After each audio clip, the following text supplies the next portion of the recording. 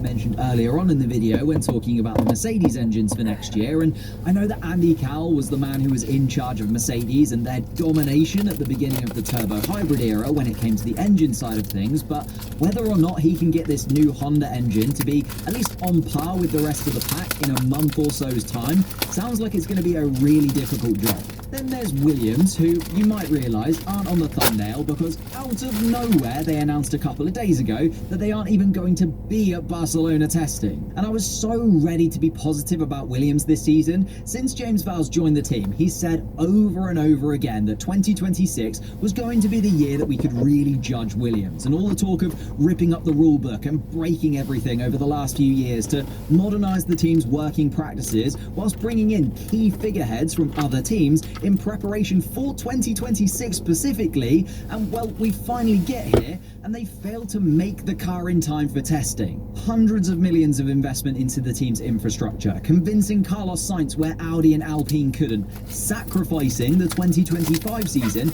and having their 2026 car being the main focus as early as April last year, which, considering they did minimal development on last year's car, they had a brilliant season, still picking up podiums at the end of the year. You can't say you're developing next year's car in April before almost every other team and then not have it ready for the start of the season. We have already seen so many other teams shake down. Audi had a car on track on January 9th. Even Cadillac put Perez and Bottas in a car on January 16th. I know this isn't the first time that this has happened. In 2024, they had problems at the start of the year that meant the car was way behind schedule and massively overweight, but this time around it's suspected that the Williams chassis just isn't ready because it failed a crash test, meaning that the car isn't even safe enough for Alex Albon and Carlos Sainz to drive yet. honestly, it's my fault. I got given a Carlos Sainz hat at the end of last season. I sent this message to the Crash Happy group chat saying how good I was feeling about the Williams team for next season, and I'm sure that will go down great next time we record.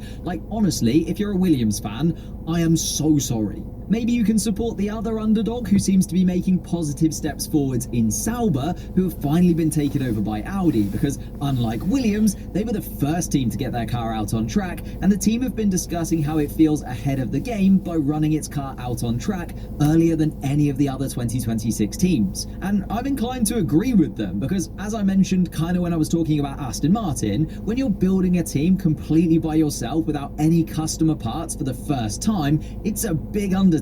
The fact that they have their new car ready to go and will be the first team out on track during Barcelona testing as well means that they have longer to look at any data they've gained than anyone else. They even got their engine fired up in December, way before the other engines too, so they've had more time to work on that side of things as well. However, outside of the many positives, the main thing that the Audi team have been talking about is their concerns around the Mercedes engine compression ratio trick that I talked about earlier. Other teams like Ferrari and Aston Martin have also made the FIA aware of their concerns, but Audi have been the most vocal about how much of a deficit it will be at to Mercedes if the rumours are true. But the team has also recognised that they weren't expecting to have the best engine at the first time of asking, or be the best car in the sport in their first season racing in F1, with Binotto saying, "Our task is to become successful by 2030. We know that we will face problems during the season, we may face reliability issues or failures, but what will count the most for me is, again, the team reacting properly." So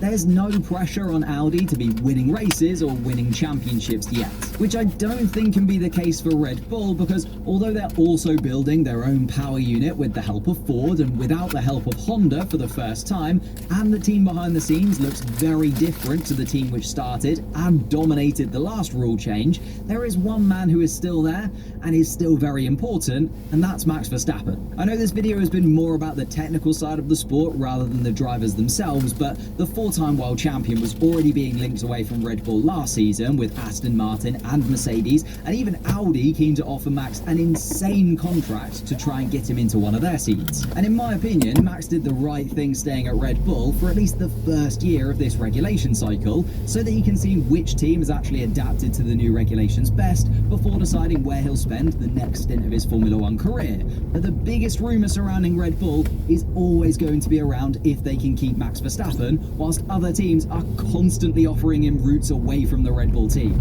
Lauren McKees is aware of the challenge that faces him, because when he was asked about Max's future on the Formula One grid just a couple of weeks ago, he said, "I think we got this question pretty much every race last year. I will expect us to get it also every race this year, but seriously, one of the many incredible things with Max is that he's not sitting outside of the project watching what we do and judging what we do. He is in the project. He takes the risks with us. He is aware of the risk taking. He's aware that we take risks. As to Ford, he's aware of the scale of the challenge. And on one side, Max is sewn into the fabric of the team and he will be dedicated to them, and